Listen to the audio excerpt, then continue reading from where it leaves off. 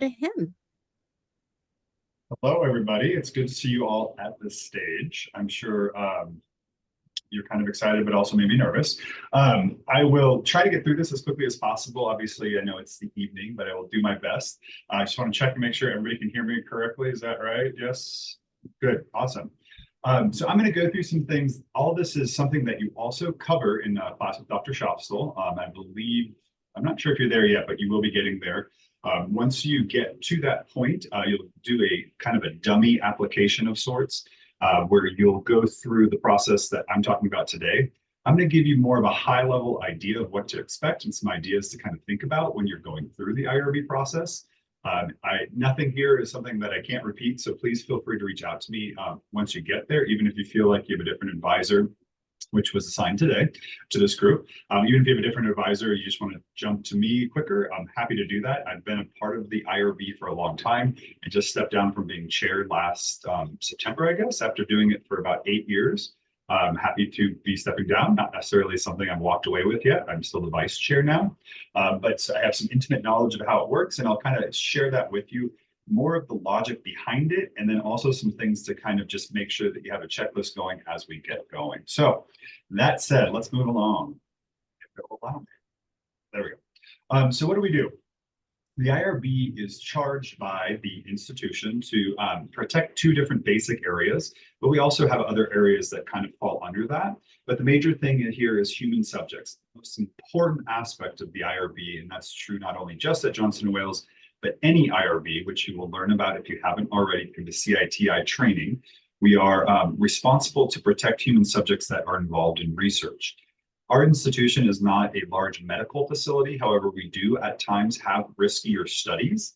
Why I bring that up is that all of you probably won't be doing that high level of risk. However, the chance that research could harm a human subject is still there, and it's always there, no matter what, when we deal with humans. It may not be something you're doing, but it's something that could be triggered at the time that your research exists, which again is why we exist. We look out for a lot of different things. I'll explain who we are and why we're doing this as far as what our background knowledge is and credentials in a minute, but that's the major reason we exist, is to protect humans. The other piece that we do is we also protect the institutional's reputation by reviewing research, not for quality per se, but what we look at is that we are looking for making sure that you are not only following the human subject protections, you are in line with publication, you are following jurisdictional law, university policies, procedures, and norms, and also the morals that we as an institution typically expose to the world. And so that's kind of what we do as a body of people. And so who are we? We are 10 different members, and that has a structure of leadership. We also have an administrative staff. We also have a community member who is from outside of Johnson & Wales' typical understanding of culture at Johnson & Wales. The person on the board right now is a surgeon at Yale Medical and is also a full professor there. And she's been a part of our board for a number of years. She is an epidemiologist by trade. While it doesn't necessarily matter that you're going to be studying anything in that world or realm, she's there to protect as an outside member and as a check of balance of sorts to make sure that cultural norms from outside of Johnson & Wales are also being applied as well. She is a member that's been a part of it for a very long period of time, but at the end of the day, she norms with us, which means that we norm together as a collective group. We also have representation from the rest of the institution. There are 3 ex officio members that are a part of this, and that's part of the administration. One thing I always bring up is that the IRB is not a function of the administration. We are a service to the administration. However, we're not a service to the rest of the institution. What I mean by that is that they don't have representation to be able to really impact anything. So it's not like there could be an administrator on the committee that reviews your paper. It's all through faculty who are faculty that have done research for years, who are experts in their field and represent all aspects and areas of research that Johnson & Wales produces, including you. I'm from the College of Business. We have one additional member from the College of Business. And so typically myself or that person will review it. If it's some of my advisees, obviously I don't review that. We recuse ourselves, and other members of the institutional review board will step in and do that for us. Sorry, I'm having some trouble here pushing it through. The other thing that I bring up often is that we also bring in outside consultants. Outside consultants are people who will come in and answer questions that we may not be able to answer about your study.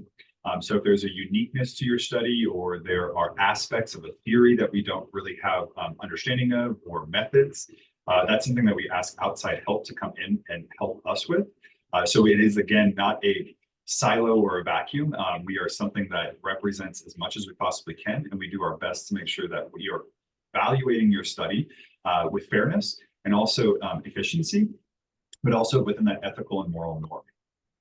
So research proposal applications, which is what they're called, RPAs, is the language we use, are basically broken down into 3 different classifications. You will apply, you will build this application and then send it to us. We then classify it based on the level of risk. For most of you, that's not necessarily significant, but I do bring it up here because we do have sometimes studies at Johnson & Wales that are considered full board. Full board reviews are when you are at the highest level of risk, and it doesn't necessarily mean you are injecting something into a human, cutting a person open, doing medical testing, those types of things. Full board reviews can still be socially or psychologically challenging, we'll say, to a participant. And there are sometimes even minimal risk studies that you don't understand to be full board, but we classify them as such. I can almost guarantee none of you will be doing that within the social sciences. Our professors and our advisors try to guide you away from serious risk studies or long-term studies that would be considered full board, because we want to get you in and out. And the purpose of a dissertation is to prove you can do scholarship on your own and show us that you're able to do that. It is not for you to change the world and create theories and other things that come from full board sometimes. Not to say that's not possible, and not to say you can't do it. It's just something that we typically don't see, because again, the function of a dissertation is not for this high level of risk in research. That is something that maybe later you may do, and that might be something your professors are engaged in, or myself, over the years. So again, these 3 different classifications, you have no control over it, but your goal typically is not to be full board. And we will tell you what it is, and we will send a memo to you right away telling you what we've classified it as. And then that allows us to basically use structures that are different to understand risk. So exempt is obviously the lowest, so we have a different structure to review it compared to this expedited and then that full board. As to continue, as far as what the application looks like and where it's at, it's online. It's on the JWU IRB webpage. If you just Google JWU IRB, that will pop up. You can check it out now and open it up and look at it. So you can kind of get ahead of yourself if you'd like to, but ultimately it's something you work with your advisor on after you've gotten through proposal, meaning your committee has already signed off on your work. And at that point, you're ready to go to the IRB, because that is the last step you take before you go do your actual research. No research can be conducted until you've gotten some type of approval from us, the committee. It is an odd power source, of course, but at the end of the day, it's absolutely legally necessary, but it's also, again, ethically, as a researcher, absolutely necessary. And in some ways, it's part of the peer review system. Not that we review for quality, but we review to make sure that you are of the norms of research in the world around us. Some things to keep in mind about the form. It's a pretty archaic form, and I wish that was not the case, but it doesn't always function the way you want.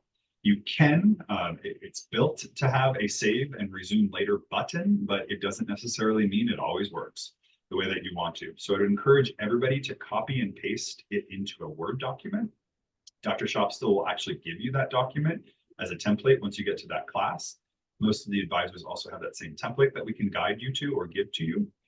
It's something that is just more of a worksheet to kind of go through and make sure that you're on track. Your advisor is instrumental in going through this process because they are the ones who are the experts at this point, and they would be able to guide you through, answer questions, and help you understand what to include in the actual form. But again, everything is online. It's a lot of documentation, but ultimately, this, I keep saying ultimately, but at that point with proposal, you should have all this documentation either in writing or in the appendices. So it's almost a lot of copying and pasting, throwing around, rearranging, and then uploading documents that you already have in the appendices.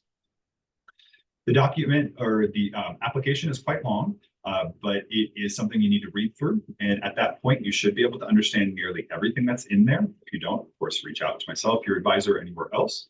But we also have an FAQ page that can answer some questions for you as well. But you need to review the full application. If you do not, what happens typically is that we get it, we review it, and then we kick it back to you and say we still need some things, which causes delay. For the most part, if there is no need for the IRB for modifications, which I'll explain in a minute, which is just basically us telling you to modify the application to work for what we're asking for. If there's no modifications, on average right now, we have about a 2-week turnaround or 2 to 3 week turnaround. With modifications, it can be sometimes 4 to 6 weeks. And so if you again are on that timeline to get going, yeah, you can go write your literature review, but it's better to just get the research going and do it while you're doing the literature review. Collect data while you're doing that literature review. So that's the pieces as far as how to kind of get started. But other things you want to understand are that you are the primary investigator, and there's some responsibility to that. And that's why you also want to understand everything that you're putting into the application. And you're also understanding what things are missing because you are that primary investigator who's responsible for it. And ultimately, if something goes wrong in the research, you are the person that we come to first to make understanding and make sure that harm has not been created. And we can create a situation where we stop your study, but there's been a couple of times where we completely cancel out all research, meaning any research you've already collected or done or completed is considered completely null and void if you are not aware of the things that are going on. Backing up, how does that work? Yes, you can't start research until you've gotten the okay from the IRB. Some people don't follow that. The other thing to keep in mind is that if you are going through the RPA process, you get approved, the IRB says, okay, you do research and the research is not the same that you came to the IRB as, it's pretty easy for some of us to find that out if we see it or we find out. And at that point, we have to investigate, which means we stop everything. And you cannot do any more work until we have finalized an investigation of sorts. And that's the IRB's duty. And that's something that happens not just at Johnson Wales, that's everywhere. The last piece I'll bring up, and I'm going to repeat this a couple of times, and in the next slide I'll go over this, is that you do need to attach all the forms possible. What does that look like? It's a ton of different forms up here. I'm going to kind of point out the ones that are most important here that people tend to overlook. The major one is consent form, and that's something that is templated, and you're going to get that from your advisor, from Dr. Schoffel's class, and as well as on the JWU IRB webpage that you can locate today. The other thing that for some reason people forget to include is an instrument. So your survey, your tools that you're using, your protocol, questionnaires. For some reason, people don't think we need to see that, but that's one of the most important pieces that we obviously need to see. Again, thinking back to what I just said, by the time you get to proposal, you have all of this stuff done. You just need to pull it from your appendices and drop it in as forms for us to see. The other thing that people often forget is that recruitment messaging, meaning if you are going to go post on LinkedIn or you're going to send out an email, post on Instagram, we need to actually see what the language you're going to post. And that's something that we need to understand. Now, IRB applications are set up to where you are telling us from point A how to get to point Z. And I tell people often when I'm working with them through the IRB applications who are new to research, you need to look at it as a recipe or a set of directions for us to follow, meaning we can pick up your application, have all the tools ready for us, and we could do the same exact research you're planning to do if we wanted to do it as well.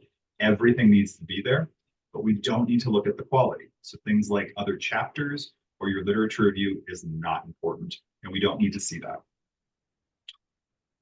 One last piece is that sometimes advisors are not the smartest, and I was the chair for years, and this was something I even missed. We have a lot going on, and sometimes we forget to submit our authorization as well. And so it's a good idea just to remind your advisor. This can cause a little delay. For example, if you submit it on a Wednesday, that maybe we have 12 applications we're dealing with as an IRB, we may not even look at it until Monday. We have to kick it back to you because your advisor has not submitted an authorization.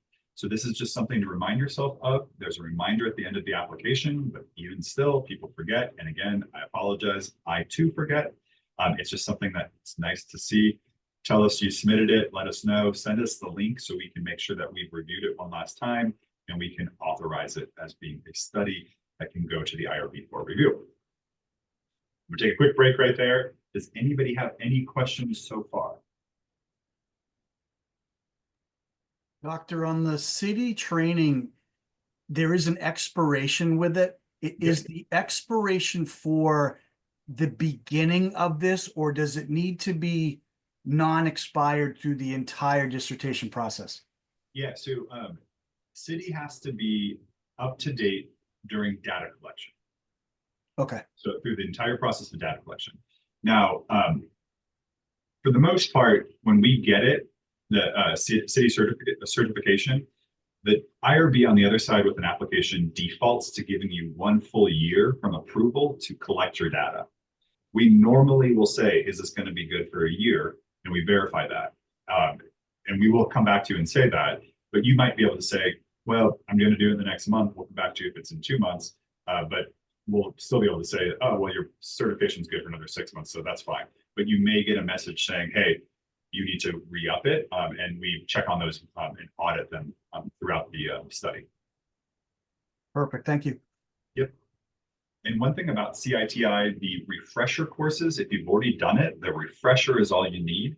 The refresher is a lot less time intensive compared to that first time you did it. Anything else? I have a question. With the instrumentation, would we also, as part of the proof of use, would that include if we've gotten permission from, in the case of the instrument I'm using, it states that you need explicit permission from the creator of the instrument, which I do have, but do you include that document that they've given permission to use the instrument? Yeah, so that's kind of that institutional reputation, but it's also considered human subject protections to make sure that you're not encroaching on somebody else's work in the fields. And so, yeah, we need to see that essentially. Now, if you're using an instrument that's considered public access, you just need to notate that in your application to us and tell us whatever it is you're talking about there. Okay.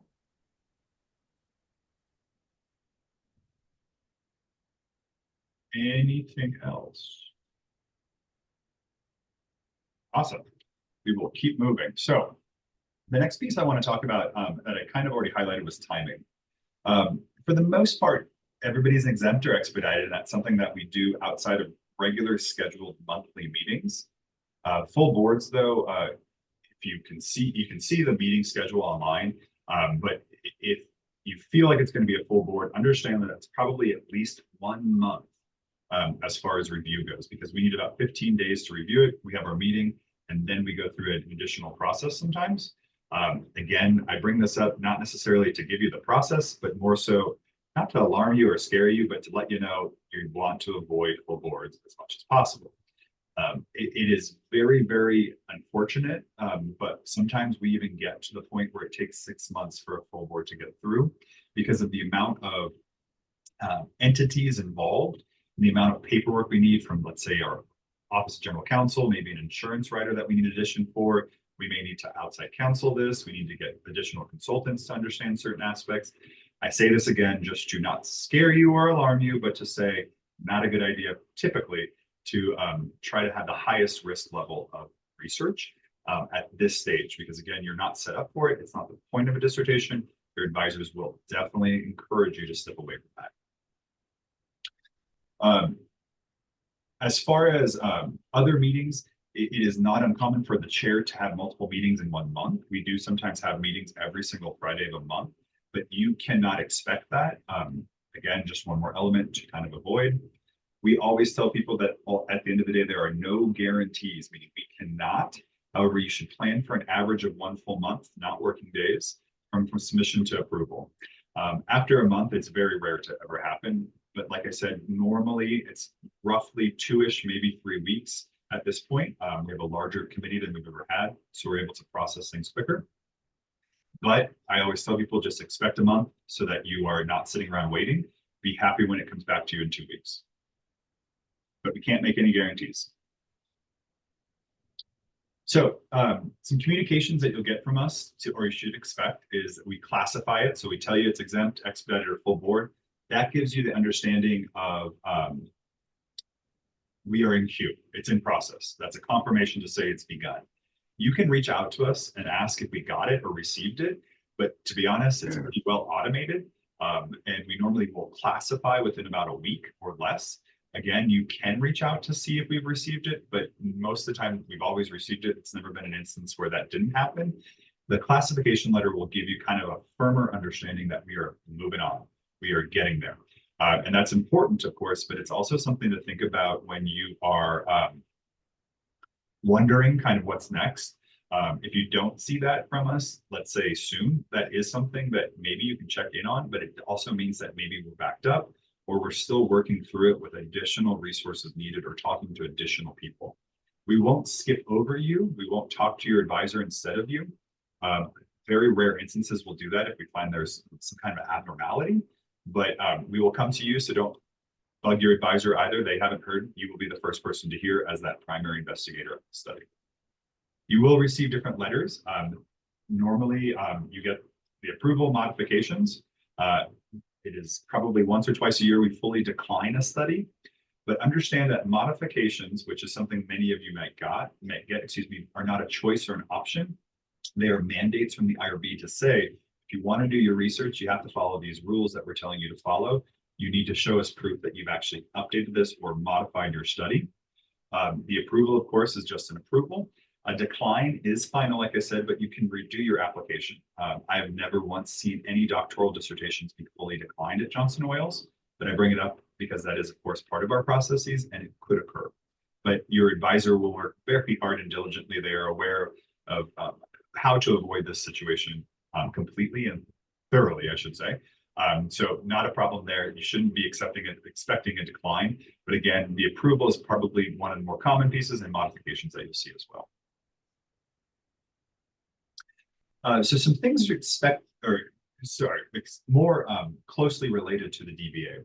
The first thing is consent forms. With the type of social behavioral research that we do in organizations in the DBA program, we can expect different variations of consent.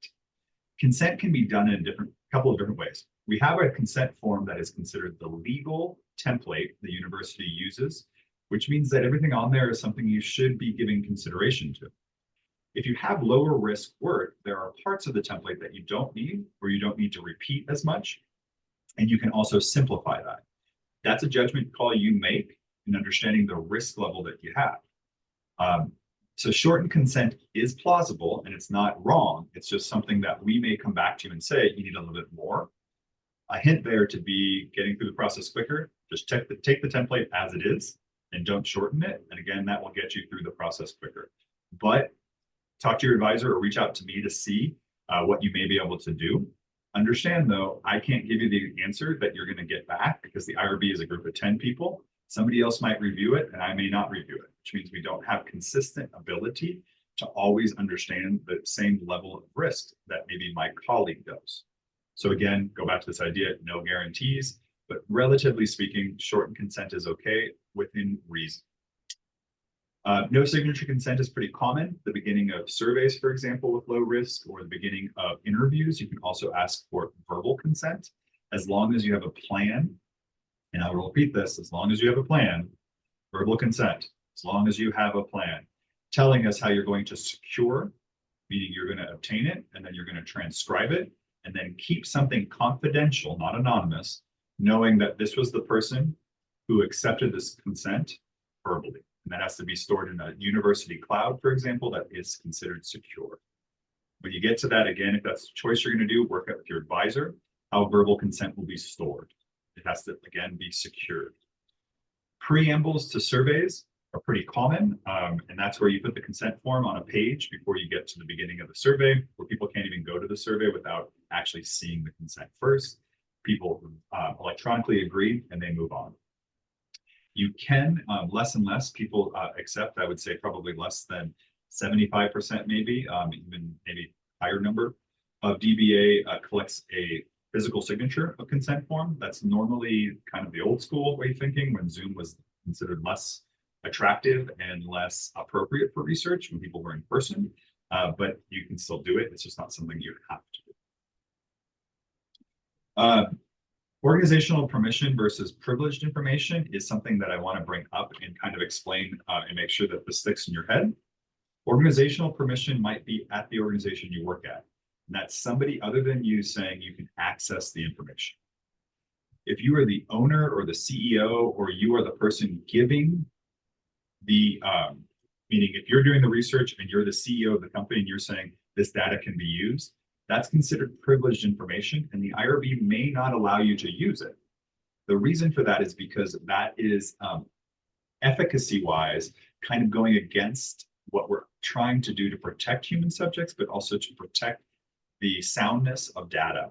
And what that means is that not everybody, efficacy-wise, not all researchers would have the same access to the same data that you as the owner are using for your own research.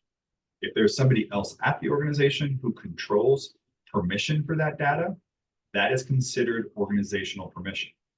But if you're accessing your own files and or your own company's files that you own, that's considered privileged information. And again, back to efficacy, that means that it's not giving other researchers a fair opportunity to do the same research you're doing, potentially, which means that your research could be flawed because other people can't go back and verify or validate what you were doing. And again, that is something that in research we try to avoid at this step. As far as instruments, Charlene, kind of the point you brought up before, instruments as far as open access or proof of use is pretty obvious. Normally it'll say on the bottom if it's free use or public accessible, or if it's copywritten.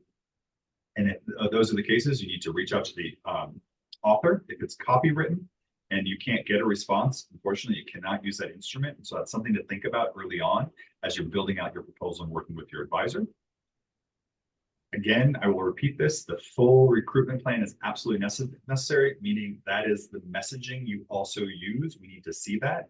We're finding that that is one thing that we continuously come back to advisees on, asking them to submit that as a modification. And you already have it sitting somewhere, just include it. Again, it keeps the process moving a little bit quicker. Pilot studies. Some of you do pilot studies. Pilot studies are human subject research normally. However, sometimes you do a pilot of a study in a class and it goes well. So maybe in your quant or your qualitative course, you find an instrument you want to use and you use it anyways for those courses. That can be used as a pilot and that can be okay. But if your study is saying that you're going to do a pilot and you haven't piloted it yet before the IRB, that's good because that is considered data collection from human subjects. A pilot is quite honestly the same as collecting data, and the IRB doesn't see it as anything different. On the research side, it's a check mark to see if you're validating your study well enough to make it work. But again, piloting is considered data collection. You have to be aware. If it's part of a class, that's considered routine instruction, and it kind of falls under a different category of research where you're not necessarily doing full human subject research. You're doing it under the guise of a teacher who's been there and guiding with you. There's a difference between confidential and anonymous, and this is key. The language that you're going to be using, a lot of people say it's anonymous or confidential incorrectly. I'm sure a lot of you are like, well, what the heck? Those words are probably synonyms. Absolutely. They are actually quite different in the world of research. Confidential, and this may blow your mind, is the idea that we still know who these people are, but we're keeping confidence that their name will be protected. Anonymous means we have absolutely no idea who they are and we would never be able to identify who they are. That is super important when you are writing your application. The IRB, I wish I could apologize for the things we have to do, because that is sometimes how minutia we get into as far as the detail goes.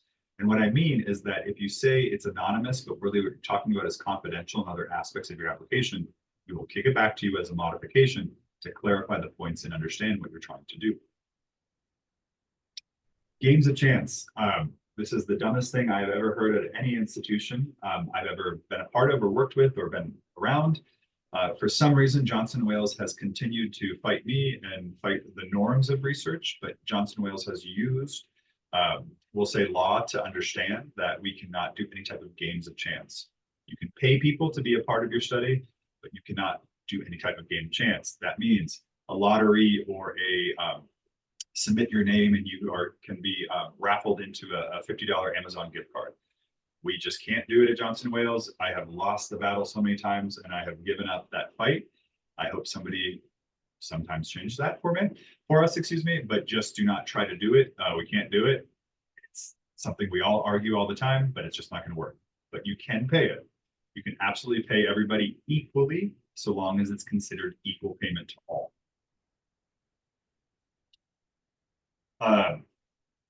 The advisor authorization, just to repeat, make sure again your advisor is doing this, they are aware, but you can't submit your application and then have it come back to you, meaning you need to make sure your advisor sees it before you hit submit.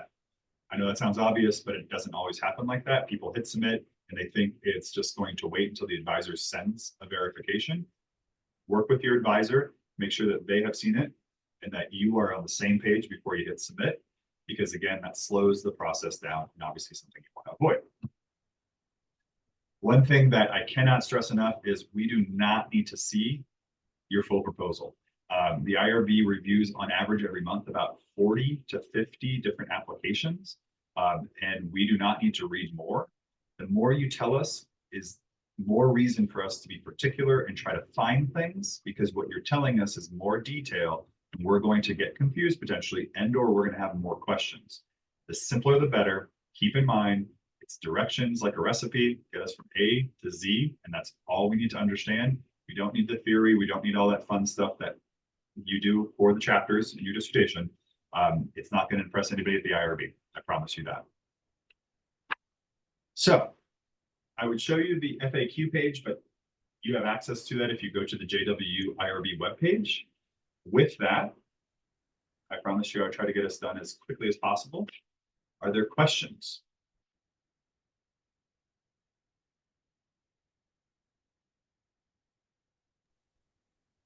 Doctor, I have a question on the consent. Yeah. If you're building, say, a survey in a third party, let's say Qualtrics, and you can build into that consent. In other words, if you don't check this box, you can't go any further. Is the third party software enough that keeps that data? Does that count? Is that considered secure? Yeah. Okay. So there's two different things there, and that goes back to confidential and anonymous.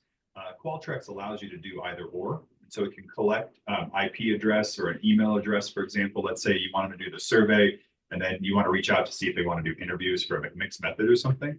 So it's essentially back to that confidentiality anonymous thing. Okay. Yep. But it's okay to have third party as the keeper of that data. Yes. In fact, we prefer that. Even better. Okay. And Qualtrics is a university subscription, which means the university can access it if something, that's the reason why we prefer it. Oh, okay. That's perfect. Okay. Thank you. Anything else? And actually, I'll bring that up too. The IRB, by the time you get to the IRB, a new policy will be written, not allowing Google Forms or anything like that. So Qualtrics is really the only option. That would be for a quantitative study, though, correct? Correct. Qualitatively speaking, for example, if you wanted to use your own personal Teams or Zoom, again, something we avoid, you'd want to use institutional Zoom for qualitative.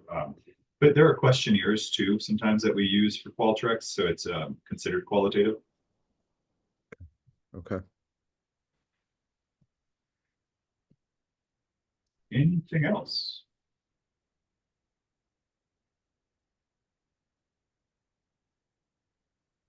Well, awesome. I wish you all the best of luck as you keep going here. I know, I believe this is a half and half group, cohorts, two cohorts together, I believe. The first cohort got their assignments, I believe, today. Everybody probably got them. So reach out to your advisors, or they'll reach out to you at some point here. Get started, get excited. It's obviously a fun process. We enjoy it on our end. The other group, I know that Once you get into that 8 weeks, towards the end of that next 8 weeks course, you'll be assigned your advisors. And so keep an eye out for those emails from Dr. Hughes and the program. But if there's no other questions, obviously, I'm going to stop the recording and say good evening to you all. And we will be in contact if there's anything I can do for you for the IRB side. Don't feel like you're stepping over your advisor's toes. They probably would prefer just to get a straight answer from us at the IRB.